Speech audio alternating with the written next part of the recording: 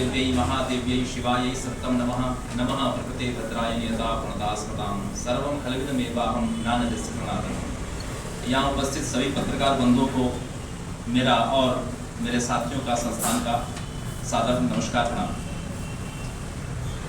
आगामी मार्च महीने में दिनांक 18 जनवरी 2026 से 27 जनवरी तक नागपुर की पावन धरा पर अवस्थित चौक छोपड़े लॉन ज्वाला माता मंडल के तत्वावधान में कृष्णार्पण सेवा फाउंडेशन, साकार फाउंडेशन, कर्तव्य फाउंडेशन और ज्वाला माता मंडल, इन 4 संस्थाओं के तत्वावधान में अयुत चंडी महायज्ञ और देवी भागवत कथा ज्ञान यज्ञ का आयोजन होने जा रहा है। अयुत चंडी का अर्थ ये होता है जिसमें दुर्गा सप्तशती के 10,000 पाठ होंगे और उसका दशांश अर्थात 1000 सप्तशती के पाठों की आहुति दी जाएगी, जिसमें लगभग 250 से 300 ब्राह्मणों का समावेश होगा जो प्रतिदिन 5 से 6 पाठ करेंगे और एक संपूर्ण पाठ की आहुति भी प्रदान की जाएगी। सुबह 8 बजे से लेकर के 12 बजे तक यज्ञ का आहुति का क्रम होगा। उसके साथ साथ द्वितीय सत्र में 3 बजे से लेकर 7 बजे तक देवी भागवत कथा का आयोजन होगा। इस कथा का उद्देश्य, इस यज्ञ का उद्देश्य जो है विशेष रूप से हमारे यहाँ देवी की पूजा कन्या के रूप में भी की जाती है, लेकिन दुर्भाग्य यह है भारत का कि यहाँ पर बेटे की चाह में लोग कन्या भ्रूण की गर्भ में हत्या कर देते हैं। तो समाज में ये विभीषिका मिटनी चाहिए। जो हमारी बहन बेटियों के साथ जो दुराचार होता है, ये विभीषिका इस समाज में से मिटनी चाहिए। इस हेतु से और यज्ञ जैसा कि पर्यावरण के लिए, पर्यावरण के संतुलन के लिए अनेक संस्थाओं ने शोध किया, वैज्ञानिकों ने भी शोध किया कि यज्ञ ही एकमात्र ऐसा विकल्प है जिसके द्वारा पर्यावरण संतुलित हो सकता है। तो इसलिए पर्यावरण को संतुलित करने के लिए यज्ञात भवति पर्जन्यः, यज्ञ से ही वर्षा होती है। और कृषि के लिए वर्षा का कितना महत्व है ये बताने की आवश्यकता नहीं है। तो पर्यावरण, हमारे जो भूमिपुत्र किसान है उनके लिए वर्षा समय पर हो। दूसरा, कन्या भ्रूण हत्या जैसी विभीषिका, इनसे मुक्ति के लिए। और एक विषय महत्वपूर्ण ये भी था कि हमारे नगर की कोई देवी प्रतिष्ठित नहीं है अभी तक। तो जैसा कि सब लोग जानते हैं कि कोराडी में महालक्ष्मी जो है, इनकी बड़ी प्रतिष्ठा है। लाखों लोग नवरात्रि में मां का दर्शन करते हैं और वर्तमान समय में यह मंदिर बहुत अच्छी व्यवस्था के साथ में सुसज्जित हो चुका है। साथ साथ में एक और पारडी पुनापुर स्थित माता जी का एक स्थान है, भवानी माता। ये दोनों प्रतिमाएं जो हैं ये स्वयंभू हैं। तो हम लोग इन दोनों प्रतिष्ठानों को हमारे नागपुर शहर की नगर देवी के रूप में इस यज्ञ के माध्यम से प्रतिष्ठित करेंगे। बहुत सारे ऐसे लोग हैं जिनको अपनी कुल देवी नहीं पता है, तो उनकी कुल देवी के रूप में इनको संकल्पित भी किया जाएगा। लोग वहां पर उपस्थित होंगे उस यज्ञ में, तो वो उनको संकल्प पूर्वक उनकी कुल देवी इस यज्ञ के माध्यम से प्रदान की जाएगी। आने वाले समय में जिनको नहीं पता है कि हमारी कुल देवी कौन सी है, तो ये महालक्ष्मी चाहे भवानी माता को वो अपनी कुल देवी के रूप में मान्यता रख सकते हैं। इस यज्ञ में 1.25 लाख रुद्राक्षों के 12 ज्योतिर्लिंग निर्माण हो रहे हैं। जो रुद्राक्ष आ रहे हैं ये बाजार से नहीं आ रहे हैं। ये रुद्राक्ष सबसे पहले 12 ज्योतिर्लिंगों में चढ़ाए जा रहे हैं। जो हमारे सोमनाथ आदि, विश्वनाथ आदि जो ज्योतिर्लिंग है, वहां पर भगवान को चढ़ा करके फिर वो रुद्राक्ष एकत्रित किए जा रहे हैं। और यहाँ पर 12 ज्योतिर्लिंगों की प्रतिकृति बनेगी जो रुद्राक्ष से विभूषित होगी।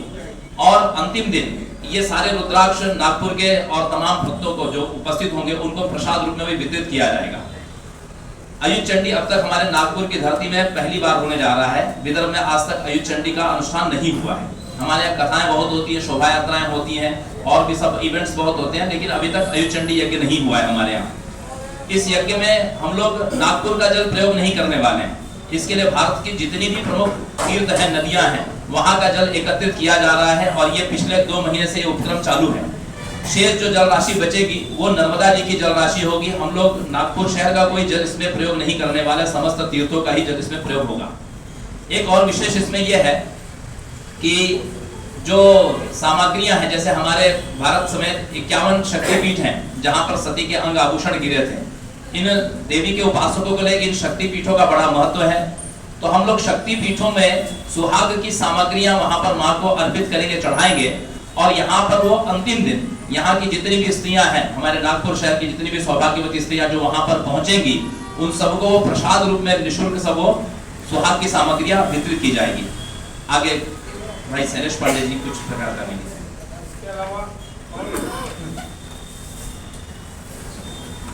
इसमें सबसे इम्पोर्टेंट है कि हमारे इस आयोजन में शारदा पीठाधीश्वर जगत गुरु शंकराचार्य जी भी नागपुर के नगरी में प्रथम बार उपस्थित होने वाले हैं इस कार्यक्रम के आयोजन में। और जैसा कि महाराज जी ने बताया, इस यज्ञ का उद्देश्य समाज की कुरीतियों को समाप्त करना और विभिन्न प्रकार से साइंटिफिक तरीके से और अपने इस धार्मिक तरीके से समाज के लिए कुछ अच्छा करने का काम इस यज्ञ के माध्यम से होने जा रहा है। बाकी कोई क्वेश्चंस वगैरह अगर आपके हैं तो आप पूछ सकते हैं।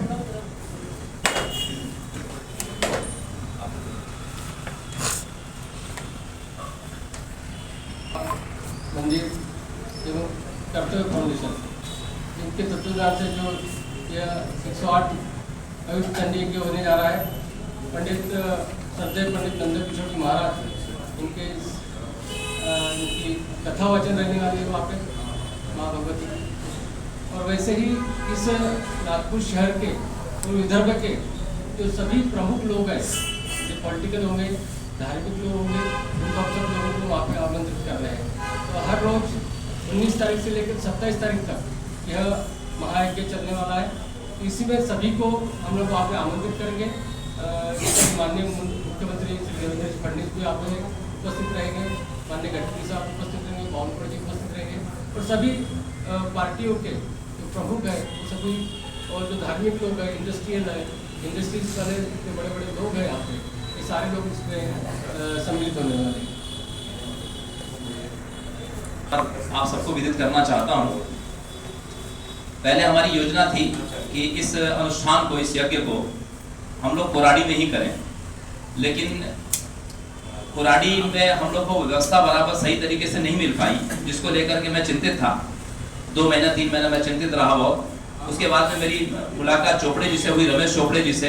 तो रमेश चोपड़े जी ने अपना ये स्थान जो है, चोपड़े लॉन जो है, वो मुझे उपलब्ध कराया है, और जिसके कारण ये पूरे नगर, क्योंकि कोराडी फिर भी लोगों को, नागपुर शहर वासियों को दूर पड़ता था, लेकिन चोपड़े लॉन में होने से ये नगर वासियों को ये बहुत सुलभता से ये अवसर प्राप्त हो सकेगा, ये मुझे बताना था। इसमें आपने एक वर्णन किया, प्रतिदिन यज्ञ के उपरांत प्रवचन होगा 3 से 7 जी। यज्ञ का समय क्या रहेगा, एक सवाल। दूसरा, कि कितने पंडितों के द्वारा यज्ञ में आहुति दी जाएगी? जी, ऐसा है इसमें कि यज्ञ के लिए हम लोग 108 कुंड रहेंगे और लगभग 250 से 300 ब्राह्मणों का समावेश होगा इसमें, 250 से 300 ब्राह्मण। और इसमें 8 बजे, सुबह 8 बजे से लेकर के 12 बजे तक यज्ञ का समय रहेगा, जिसके अंतर्गत पूजन भी होगी और आहुति भी दी जाएगी।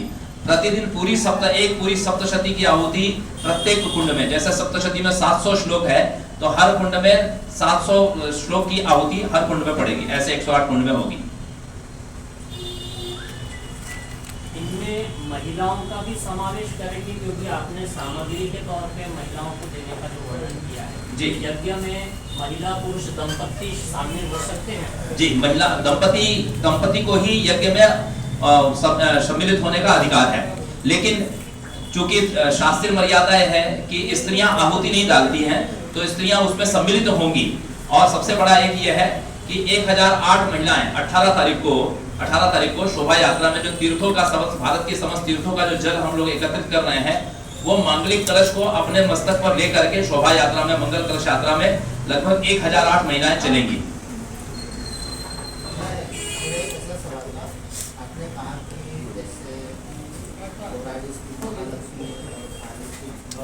जी, उनको आप करके देने वाले हैं जी।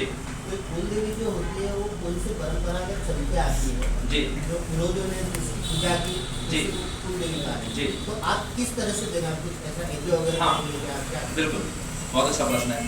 ऐसा था कि बहुत सारे लोग ऐसे हमारे पास में आते हैं, कथा के माध्यम से लोग हमारे पास आते हैं कि वो, जिनको वो कहते हैं हमको हमारी कुलदेवी पता नहीं, हम लोग पहले कहाँ रहते थे, हम 3-4 पीढ़ी से यहाँ है, हमारे पूर्वजों ने हमको नहीं बताया, तो हम किनको अपनी कुलदेवी माने।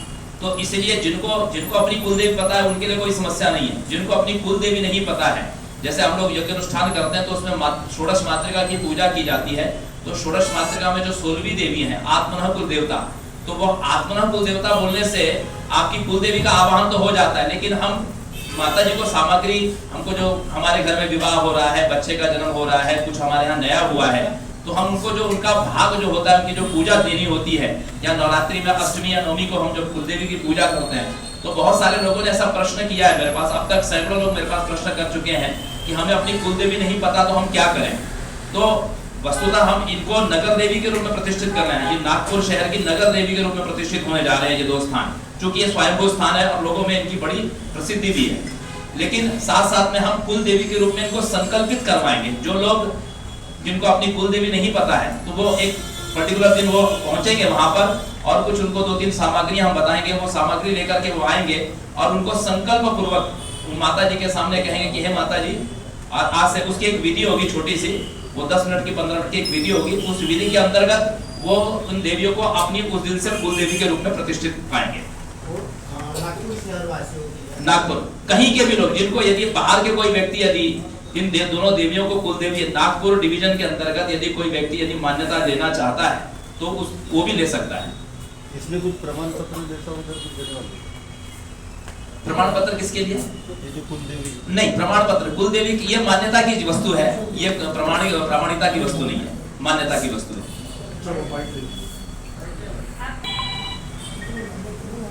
महाराज जी का श्रद्धेय नंद किशोर जी पांडे महाराज नाम है, और देवी भागवत और भागवत कथा, राम कथा का गुरु जी का काम है। अच्छे तरीके से गुरु जी विभिन्न, अभी तक मुझे लगता है कि ऑल ओवर इंडिया महाराज जी की कथाएं बड़े धूमधाम से हुई है, और खासकर हमारे नगर में जो ज्वाला माता मंदिर है, ज्वाला माता मंदिर में इस कथा के माध्यम से ये नवमी भागवत, ये नवमी देवी भागवत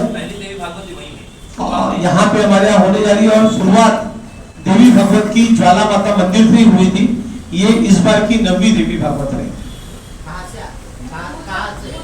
जन्मस्थान नागपुरी, मूलतः महाराज जी का जन्म स्थान नागपुरी। मेरा परिचय है, मैं कर्तव्य फाउंडेशन का अध्यक्ष हूँ शैलेश पांडे,